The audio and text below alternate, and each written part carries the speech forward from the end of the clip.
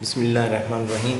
Exercise 4.7 exercise 4.7 के अंदर हमें 8ab² + b² की वैल्यू को फाइंड करना है। ठीक है, तो हम इसकी वैल्यू फाइंड करने के लिए क्या करेंगे, हमने ये पहले समझना है कि ये फॉर्मूला कौन सा है। तो ये कोई फॉर्मूला नहीं है 8ab² + b², क्योंकि 14 फार्मूलाज जो हमने याद किए हैं एल्जेब्रिक फार्मूलाज, उसमें से कोई भी फार्मूले का रिज़ल्ट या कहीं से भी ये नहीं आता। तो हम ये देखेंगे कि कहाँ से आ रहा है। तो हमें पता चला कि जो नंबर 3 फार्मूला है उसका रिज़ल्ट और जो फार्मूला नंबर 4 है उसका रिज़ल्ट, उन दोनों को प्रोडक्ट है ये।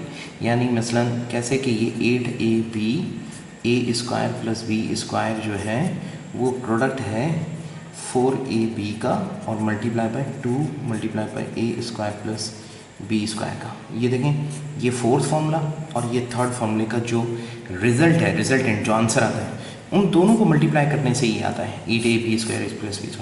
यानी अगर हमें इस सवाल को अगर हल करना है इसको, तो हमें इन दोनों को हल करके लाना है।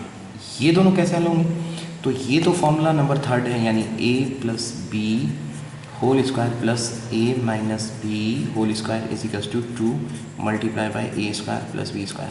इस फॉर्मूले से इसको हम निकालेंगे इसको। और जो 4ab है उससे हम निकालने के लिए a + b² - a - b² = 4ab। जब हम इन दोनों को निकाल चुके होंगे तो इन दोनों को रखकर यूँ मल्टीप्लाई में और उनकी वैल्यूज़ को मल्टीप्लाई करेंगे तो इस क्वेश्चन की वैल्यू आ जाएगी, इस क्वेश्चन की वैल्यू आ जाएगी। तो यही लॉजिक रखते हुए हम इस सवाल को सॉल्व करने लगे।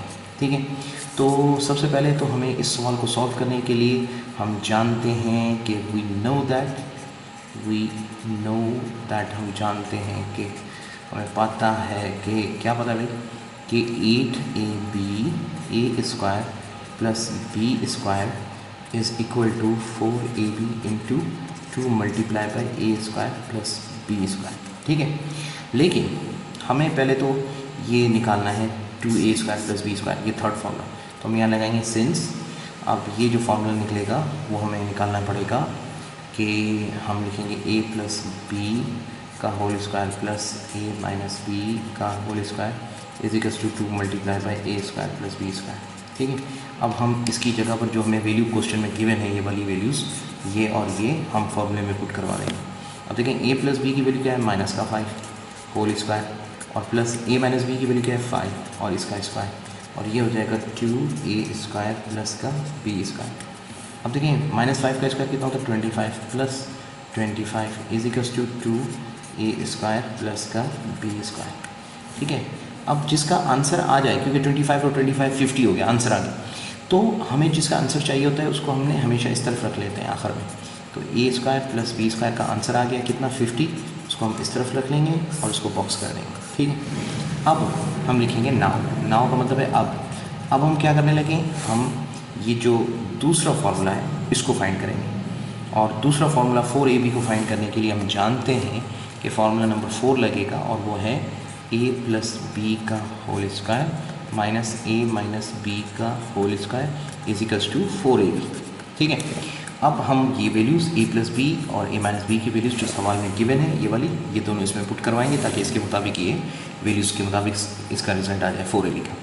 तो a + b यानी -5² और -a - b यानी 5 का स्क्वायर, ये देखें a - b 5 और a + b -5, ये हमने यहाँ रख दी। अच्छा, और ये 4ab का रिज़ल्ट आएगा, -5² = 25 - 25 और ये 4ab। अब क्या है 25 में 25 जाएगा तो 0। अब हम जानते हैं कि रिज़ल्ट आ चुका है तो हम इसको लास्ट में 4ab को इधर लिख लेंगे और = 0 लिख लेंगे और इसे भी बॉक्स कर देंगे। अब हम क्वेश्चन को लिखेंगे दोबारा, कौन से क्वेश्चन को, जो हमने निकालना है, जो डायरेक्टली फाइंड नहीं हो रहा था, अब हम इसको फाइंड कर सकते हैं क्योंकि हमारे पास 4ab की भी वैल्यू है, यानी ये 4ab की भी वैल्यू है, और 2 मल्टीप्लाई बाय a² + b² की भी वैल्यू है। इन दोनों का प्रोडक्ट है ये, तो इन दोनों का प्रोडक्ट है तो हम जानते हैं कि 4ab की जो वैल्यू है वो है 0, और ये देखें 4ab की वैल्यू 0 और 2a² + b² की वैल्यू 50। तो यहाँ पर लिखेंगे 50 जो इसकी वैल्यू है। ठीक है, तो ये 50 लिखेंगे, इजिकल्स टू 0 को 50 से मल्टीप्लाई करने से क्या आएगा 0। तो इसका मतलब है कि ये जो क्वेश्चन है 8ab ए स्क्वायर प्लस बी स्क्वायर, इसका रिजल्ट है 0 और ये हमारे पास क्वेश्चन का आंसर आ गया। ठीक है, तो इसका जो दूसरा सवाल है वो भी ऐसे ही होगा। पहले तो इसी क्वेश्चन को सॉल्व करना है, फिर इसका दूसरा सॉल्व करना है और उसके बाद क्वेश्चन नंबर 4 शुरू होगा, उसको नेक्स्ट वीडियो में देखें।